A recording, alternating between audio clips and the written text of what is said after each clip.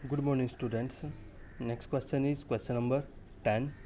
I purchased a hair dryer for rupees 5400, including 8% VAT. Find the price before the VAT was added. VAT means valued added tax. तो ये एक प्रकार से आप लोगों के ऊपर टैक्स लग रहा है। क्या हमने शुरू में क्या खरीदा है? एक 5400 रुपये में हमने एक हेयर ड्रायर खरीदा है, तो इसके ऊपर लेकिन 8% जो है हमारा वैट लगा हुआ है। तो इससे पहले भी हमारा कुछ प्राइस होगा, मीन्स हमने टैक्स लगा करके ये चीज़ खरीदी है ना, तो मीन्स टैक्स ना लगने से पहले इसका जो प्राइस था ना, वही प्राइस हमें फाइंड आउट करना है। Price before the value added tax was added. ठीक है, तो हमने जितने रुपए में खरीद दिया है वो तो हो जाता है हमारा क्या, कॉस्ट प्राइस 5400 रुपीज़।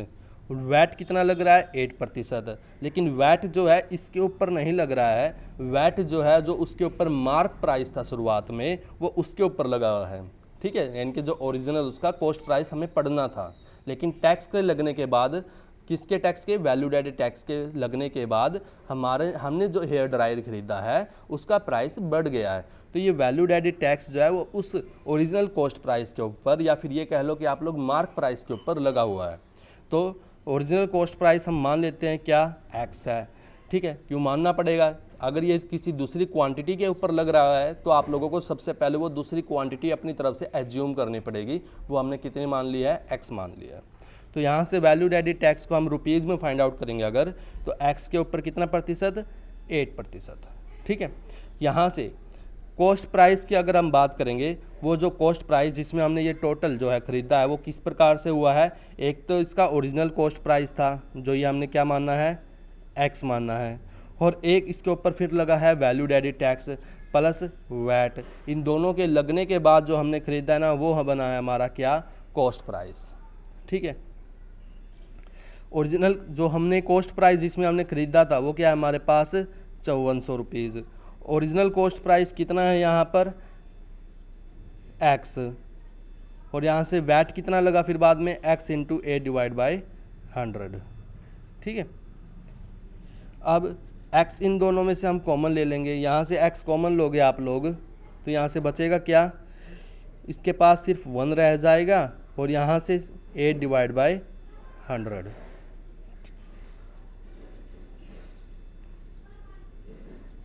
नेक्स्ट, यहाँ से 5400 इज इक्वल्स टू, यहाँ से आप लोग एलसीएम लोगे इसका 100, ये 100 1 के साथ मल्टीप्लाई प्लस 8, यहाँ से कितना हो जाएगा? 108/100।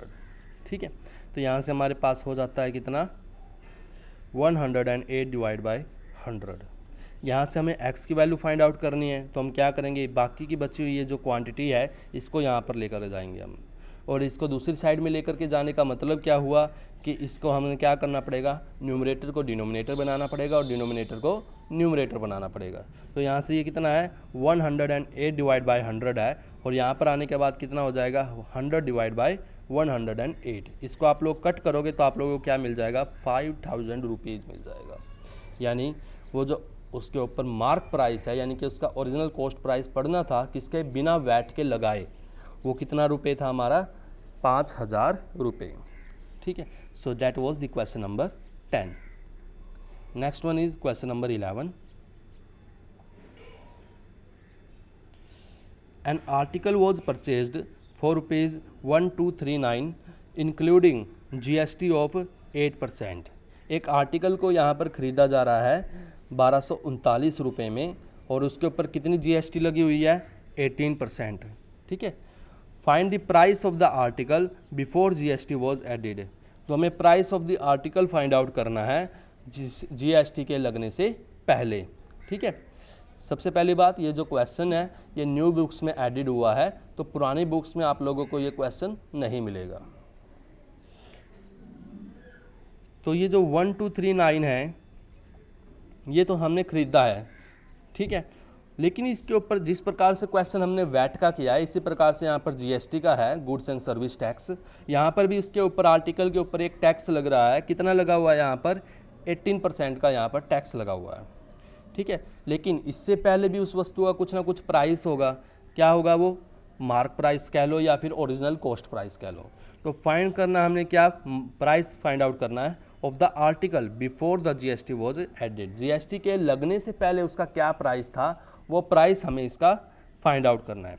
मान लेते हैं हमने कितने रुपए में परचेज किया है, 1239 में, जैसा कि इसने दिया हुआ है। जीएसटी की परसेंटेज कितनी है यहाँ पर दी हुई, 18%। लेकिन ये जो 18% जीएसटी है वो इसके ऊपर नहीं लग रहा है, ये परचेजिंग प्राइस है। ये जीएसटी जो है हमारा किसके ऊपर लग रहा है, हमारा मार्क प्राइस के ऊपर। जो भी उसका मार्क प्राइस होगा या फिर जो भी उसका ओरिजिनल कॉस्ट प्राइस हमें पढ़ना था बिना जीएसटी के लगने के। तो अब मान लेते हैं मार्क प्राइस कितना है, x। इसके ऊपर 18% हमने जीएसटी लगा दी, तो x इंटू 18 डिवाइड बाई 100। तो टोटल जो परचेजिंग प्राइस होगा वो कैसे होगा, वो मार्क प्राइस होगा और प्लस में जीएसटी के इक्वल होगा। ठीक है, यहाँ से अब हमें इन तीनों की वैल्यूज रखनी है बस। तो यहाँ से परचेजिंग प्राइस दिया हुआ था हमें ये, मार्क प्राइस हमने माना है x और जीएसटी की वैल्यू आ गई हमारे पास x into 18 divide by 100। x इन दोनों में से हम कॉमन लेंगे तो इसके पास बच जाएगा सिर्फ 1 और यहाँ पर से 18 divide by 100। 1 plus 18 divide by 100 को सोल्व करने का मतलब क्या है, हमें क्या लेना पड़ेगा, 100 को एलसीएम के तौर पर लेना पड़ेगा। 100 इसके साथ मल्टीप्लाई होगा और प्लस में 18, यहाँ से कितना हो जाएगा 118 डिवाइड बाई 100। ठीक है, तो यहाँ से ये हो जाता है 118 डिवाइड बाई 100। इसको हम दूसरी साइड में लेकर के जाएंगे। दूसरी साइड में ले जाने का मतलब क्या है, इसका न्यूमरेटर डिनोमिनेटर में कन्वर्ट हो जाएगा और डिनोमिनेटर न्यूमरेटर में।